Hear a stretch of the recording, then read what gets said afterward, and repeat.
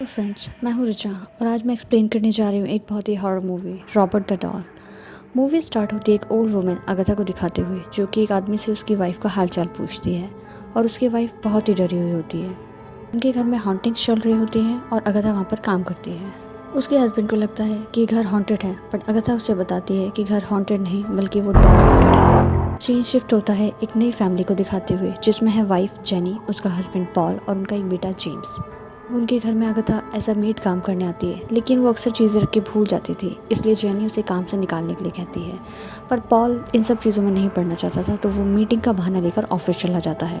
को अकेले ही अगाथा को काम से निकल जाने के लिए कहना पड़ता है और हम देखते हैं कि जेनी की तबीयत थोड़ी ख़राब रहती है due to some mental condition. उसकी मेडिसिन भी चल रही हैं। जेनी एंड पॉल का रिश्ता भी कुछ खास नहीं।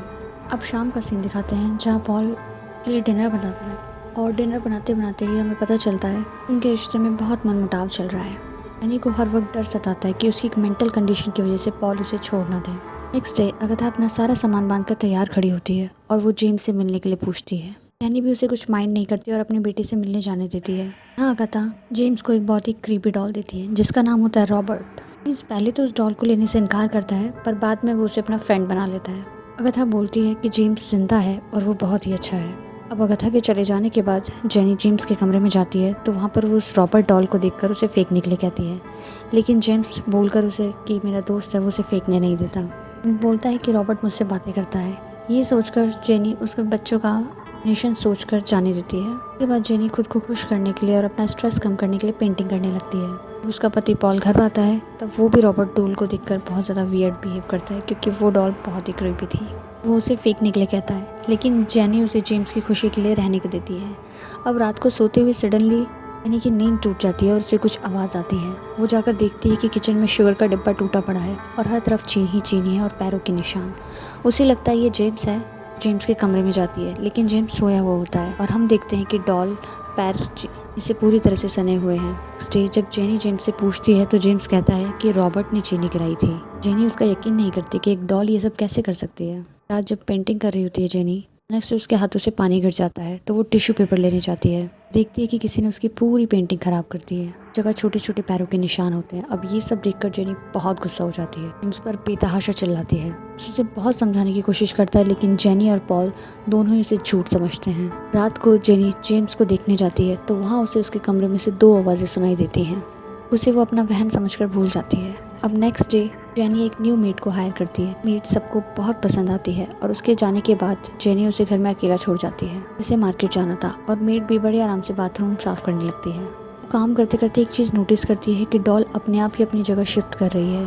बहुत डर जाती है। ये सोचकर वो जल्दी जल्दी स्टेयर से उतरने की कोशिश करती है कि सडनली उसे पीछे से कोई धक्का देता है और वो कोई और नहीं, रॉबर्ट द डॉल होती है। मेड सीढ़ियों से गिरकर बेहोश हो जाती है। उसे बहुत चोट आती है।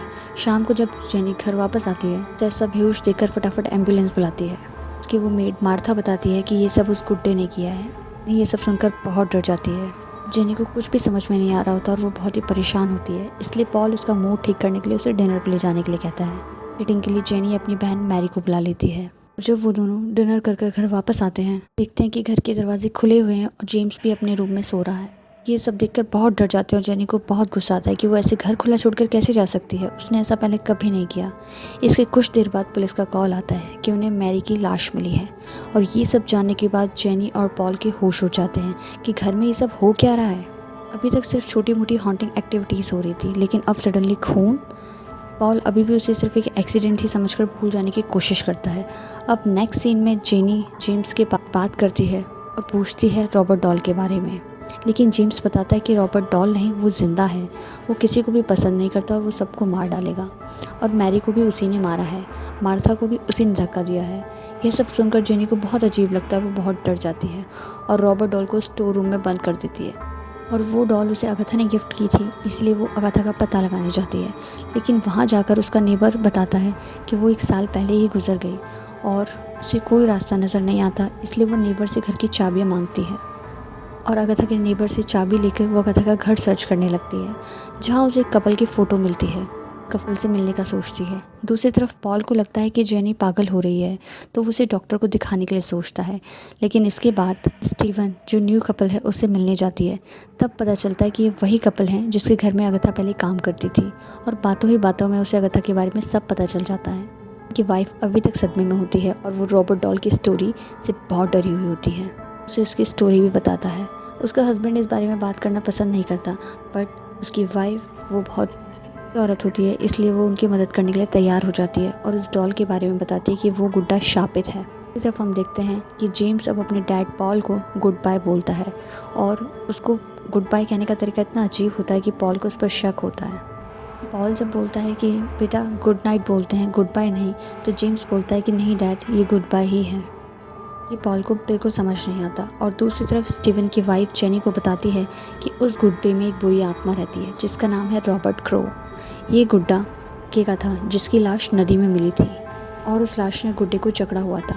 लड़के को उसके ही डैड ने मारा था। उसके बाद को उसके कज़न को दे दिया गया, और वो गुड्डा पोजेस था, इसीलिए उसे स्टोर रूम में रख दिया गया। और उसी घर में अगथा रहने आई थी जिसे वो गुड्डा मिला। उन्होंने बाद में साइकिक से ये पता चला कि जो अगथा है वो अपने अकेलेपन को दूर करने के लिए काली जादू का इस्तेमाल भी करती है, और उसने रॉबर्ट को ज़िंदा कर दिया। और अब रॉबर्ट द डॉल बड़े लोग पसंद नहीं करता और वो उन्हें जान से मार डालता है। और वो फटाफट उस गुड्डे को ख़त्म करने के लिए कहती है और अपनी फैमिली को बचाने के लिए कहती है। ये सब सुन के जेनी के तो होश ही उड़ जाते हैं कि एक डॉल इतना सब कैसे कर सकती है, और वो फटाफट अपने घर की तरफ भागती है अपने बेटे और बच्चे को बचाने के लिए। दूसरी तरफ पॉल घर में काम कर रहा होता है। सडनली रॉबर्ट उस पर हमला कर देता है। रॉबर्ट पॉल पर चाकू से हमला कर देता है। जब जेनी घर वापस आती है तो वो पॉल को ज़मीन पे पड़ी हुई देखती है, और अब वो अपने बेटे जेम्स को बचाने के लिए ऊपर की तरफ भागती है, और रॉबर्ट उसे मारने के लिए उसके पीछे पीछे चाकू लेकर आ रहा होता है। जेनी बहुत डरी हुई होती है और वो उसे मारने ही वाला था कि इतने में पॉल पीछे से आकर रॉबर्ट को चाकू मार देता है। पॉल को भी रॉबर्ट के हॉन्टेड होने के बारे में पता चल जाता है, और इसलिए वो उसे घर से फेंक देते हैं। नेक्स्ट सीन में हमें 3 वीक लेटर का सीन दिखाते हैं। इसमें जेनी पेंटिंग कर रही होती है और पॉल नहाने के लिए जाता है। एंड सडनली जेनी नोटिस करती है कि किचन से एक नाइफ मिसिंग है, और इससे पहले कि कुछ समझ पाती जेनी, उसे पॉल के चीखने की आवाज़ आती है। जैसे ही वो ऊपर की तरफ देखने जाती है कि आखिर हुआ क्या, वो देखती है कि उसका बेटा जेम्स हाथ में चाकू लिए कपड़ों पे पूरी तरह से खून लगाए हुए खड़ा हुआ है।